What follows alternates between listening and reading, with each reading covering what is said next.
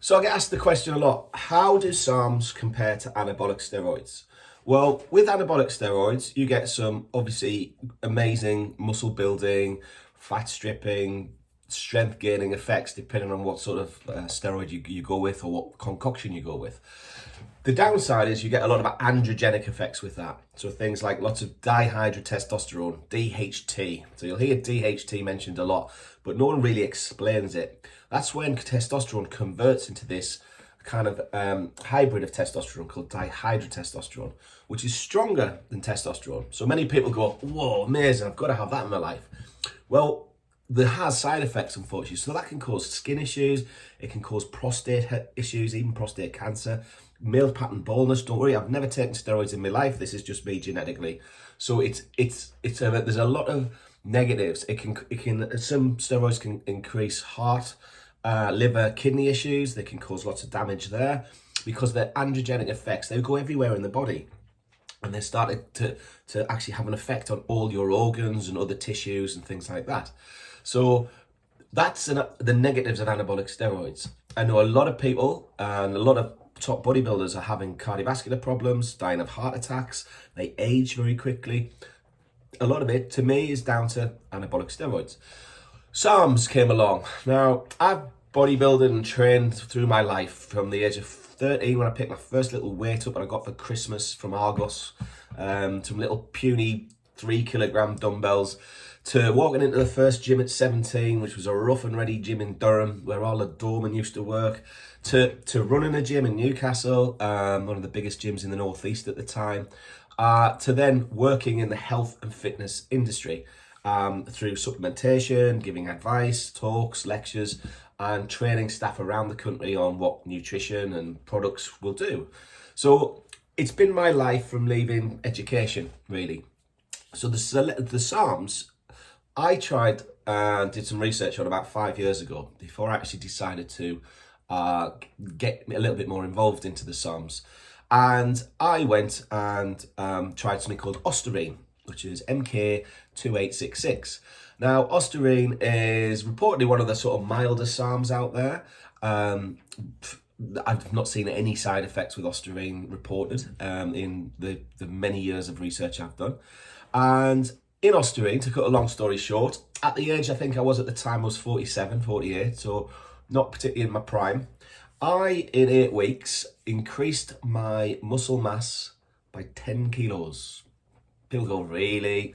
I went from 93 kilos to 103 kilos. In 8 weeks, 2 short months. My bench press went from 100 kilos, which even when I was sort of really into my bodybuilding in my late 20s, early 30s, it was always around 100. It was like kind of this mental block. I bet a lot of people out there can relate to that. So I was around a really cool old school gym, hitting after about 6 or 7 weeks of being on Ostarine. And I've got the guy I was training with, Darryl, go, look, just stick another 10 on, and I end up doing 150 kilos for reps. So a 50 kilo increase in incline bench on a machine in 8 weeks, 7, 8 weeks. I couldn't believe it. And I lost 2 inches off my waist.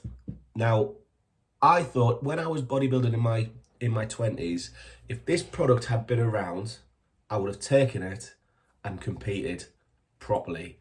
I was always natural. And when in the 90s, there was a lot of, everyone was on gear, and I didn't want to go that way.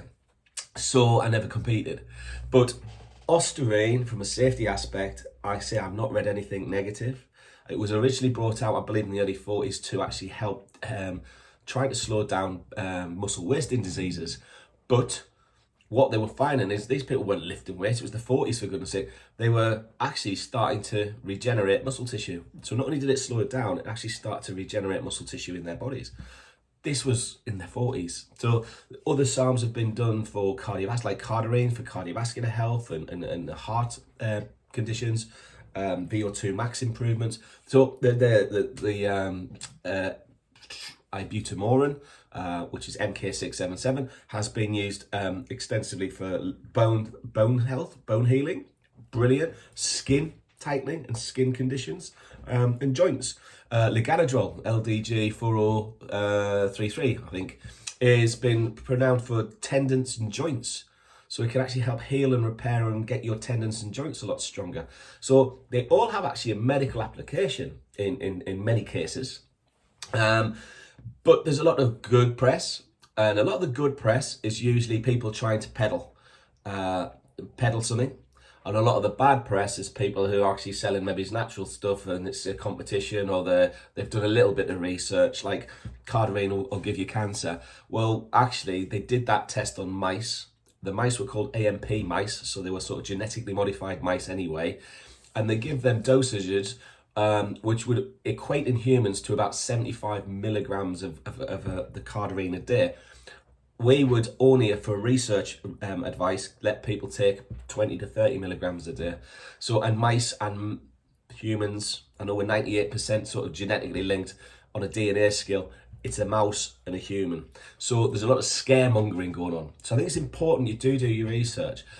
Also be aware with anything on YouTube or any other social media platform, there's ultimately usually someone trying to sell you something. And there's a lot of BS talked as well, unfortunately.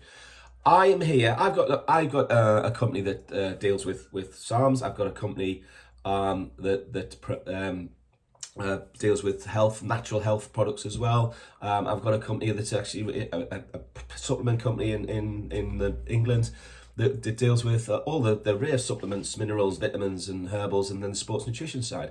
So I could sit here and try and peddle your stuff all day long, but I'm not. This is about information. I want you guys to understand it's about information and do your research. If you're going to put something into your body, you need to know that you're happy for that stuff to go into your body. I researched it for about 8 months before I tried the Ostarine.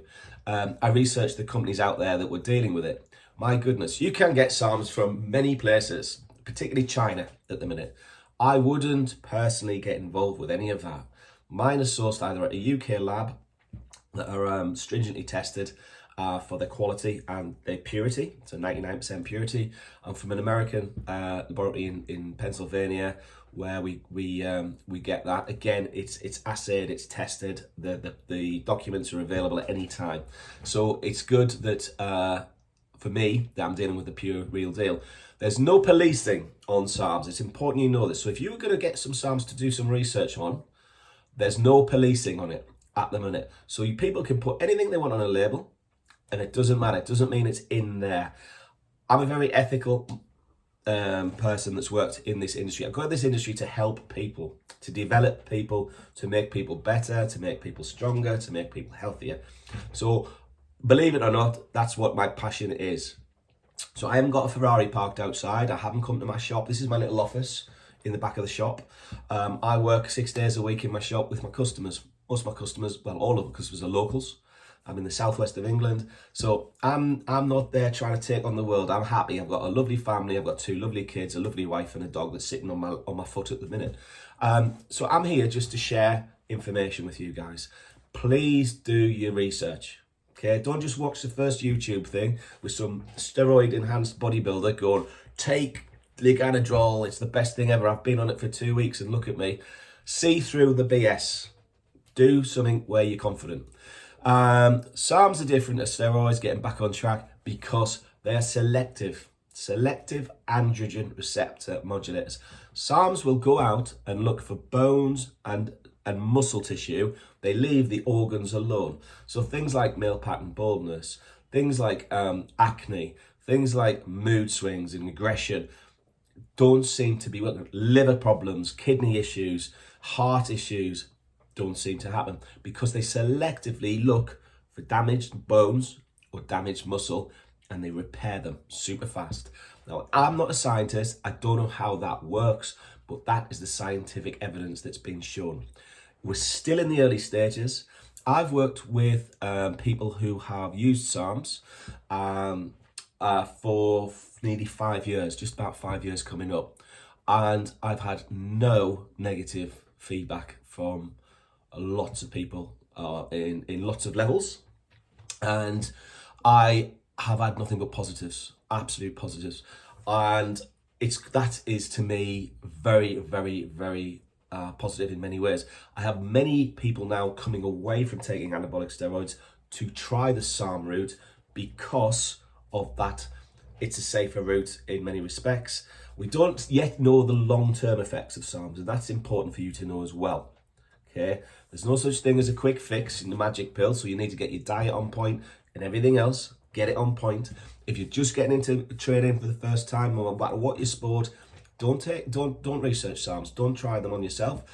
Get into it. You'll grow and develop anyway. If you get into something, get the proper route, like, you know, your proteins, your creatines, your multivitamins, your fish oils, that kind of thing, your amino acids in the day. That will be your foundation.